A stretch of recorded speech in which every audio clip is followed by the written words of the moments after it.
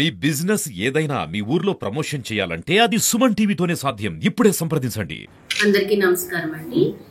ఏదైతే న్యూస్ లో వస్తుందో పోస్ట్ మార్టం అసిస్టెంట్స్ ని ఒకరిని అవుట్ సోర్సింగ్ లో ఉన్న ఒక ఆయన్ని టెర్మినేట్ చేయడము, రెగ్యులర్ జనరల్ డ్యూటీ అటెండెంట్ ఆయన్ని సస్పెండ్ చేయడము వస్తుందో, అది ఎంక్వైరీలో కలెక్టర్ గారికి ఇచ్చిన రిపోర్ట్ ప్రకారం ఎంక్వైరీ జరిగింది మన హాస్పిటల్లో.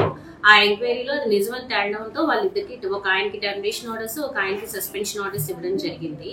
అయితే మేము medical superintendent and hospital administration మేము పత్రికాముఖంగా ప్రజలకి ఏమని తెలియజేసుకుంటున్నామంటే, ఏమన్నా ఇబ్బందులు ఉన్నా ఇక్కడ సిబ్బంది, ఆసుపత్రి సిబ్బంది ఎవరైనా సరే లంచం తీసుకోవడానికి కానీ లేదా వాళ్ళ డ్యూటీస్ చేయడానికి ఏదైనా పేషెంట్స్ ని కానీ పేషెంట్ అటెండెన్స్ ని కానీ ఏమైనా ఇబ్బంది పెడుతున్నట్టయితే మేము ఇక్కడ ఎల్లవెల్ల కంప్లైంట్ బాక్స్ అన్ని రెడీ చేస్తున్నాం. ఎక్కడైనా సరే నా పర్సనల్ నెంబర్ ని డిస్ప్లేలో పెట్టి ఏ టైంలో అయినా రిసీవ్ చేసుకునే అవకాశం పేషెంట్స్ కి పేషెంట్ అటెండెన్స్ కి ఇస్తున్నాం. కాబట్టి ఇలాంటి ఏమైనా ఇబ్బందులు మీకు ఉంటే నేరుగా సూపరింటెండెంట్ అయిన నాకు లేదా సిఎస్ఆర్ఎంఓ గారి నెంబర్ కి డైరెక్ట్ గా తెలియచేయవలసిందిగా పత్రికాముఖంగా కోరుకుంటున్నాం.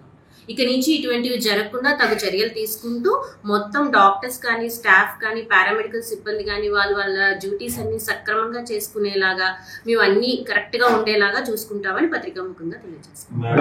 ఆరోపణలు ఏప్రిల్ 16వ తారీఖున ఎన్ఆర్ఈజీఎస్ వర్క్ లో జరుగుతున్న వ్యాన్ ఢీకొని మరణించిన నలుగురిలో ఇద్దరికి స్పాట్ డెత్ అయిన ఇద్దరు ఆడవాళ్ళకి మనమే పోస్ట్ మార్టం చేశాము. అప్పుడు రాలేదు. ఇప్పుడైతే వాళ్ళ అటెండెన్స్ అంటే వాళ్ళకి సంబంధించిన వాళ్ళు డైరెక్ట్ గా కలెక్టర్ మేడం అప్రోచ్ అవ్వడం జరిగింది. వాళ్ళు అక్కడ కంప్లైంట్ ఇవ్వడం వల్ల నిన్న కాక మొన్న కంప్లైంట్ రిజిస్టర్ అవ్వడం వల్ల నిన్న డిసిహెచ్ఎస్ గారు ఎంక్వైరీకి వచ్చారు. వాళ్ళని పిలిపించడం జరిగింది. డైరెక్ట్ గా వచ్చి ఇక్కడ వాళ్ళని ఐడెంటిఫై చేయమన్నాం. ఎవరైతే డబ్బులు తీసుకున్నారో, ఎవరు మిమ్మల్ని డబ్బులు అడిగారో అని చెప్పి ఎంక్వైరీ చేసి వాళ్ళందరినీ ఆ రోజు డ్యూటీలో ఉన్న సిబ్బందిని పిలిపించడం జరిగింది. వీళ్ళు ఐడెంటిఫై చేయడం వల్ల అది కరెక్టే అని తేలి నిర్ధారణ అయ్యి ఎంక్వైరీ ఆఫీసర్ ఆ రిపోర్ట్ ని కలెక్టర్ గారికి సబ్మిట్ చేయడం జరిగింది. వెంటనే యాక్షన్ వచ్చింది.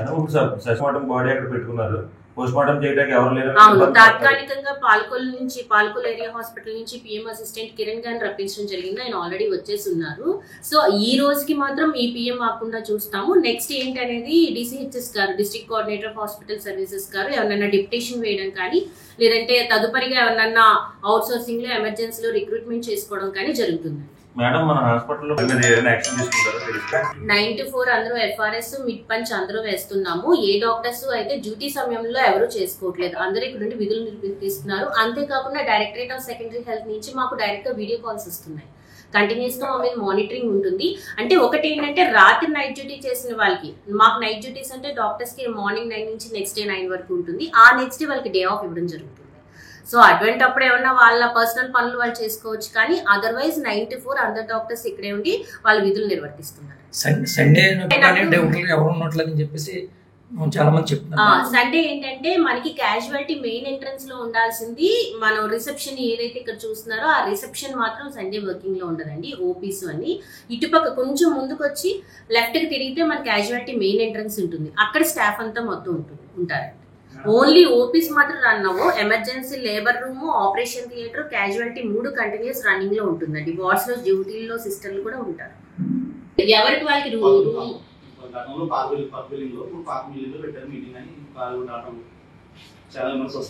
అవును, అవన్నీ కూడా నేను ఆపి ఎవరు డ్యూటీ డాక్టర్ ఎవరు డ్యూటీ ఓపీల్లో వాళ్ళు కూర్చునేలాగా చర్యలు తీసుకోవడం, మీటింగ్స్ పెట్టడం జరిగింది. వాళ్ళు వాళ్ళే ఓపీల్లో కూర్చుంటున్నారు. అంటే మనకి 20 డాక్టర్ల సిబ్బంది ఉంది. 20 మంది ఏంటంటే 20 ఓపీ రూమ్స్ లేవు మనకి. న్యూ బిల్డింగ్ లో 3, ఓల్డ్ బిల్డింగ్ లో 3 ఉన్నాయి, న్యూ బిల్డింగ్ లో 8 ఉన్నాయి. సో మిగతా వాళ్ళందరూ 2 డాక్టర్స్ ఒక రూమ్ లో పెట్టి ఎగ్జామిన్ చేస్తున్నారు. అండ్ అది కాకుండా సదరం డాక్టర్స్ కూడా ఉన్నారు. సదరం టీం అంతా ఒక రూమ్ లో పెట్టి, న్యూ బిల్డింగ్ లో సదరం డాక్టర్స్ వాళ్ళ టీము, డేటా ఎంట్రీ ఆపరేటర్స్ ఒక 4-5 కలిపి ఒకే రూమ్ లో ఉన్నారండి.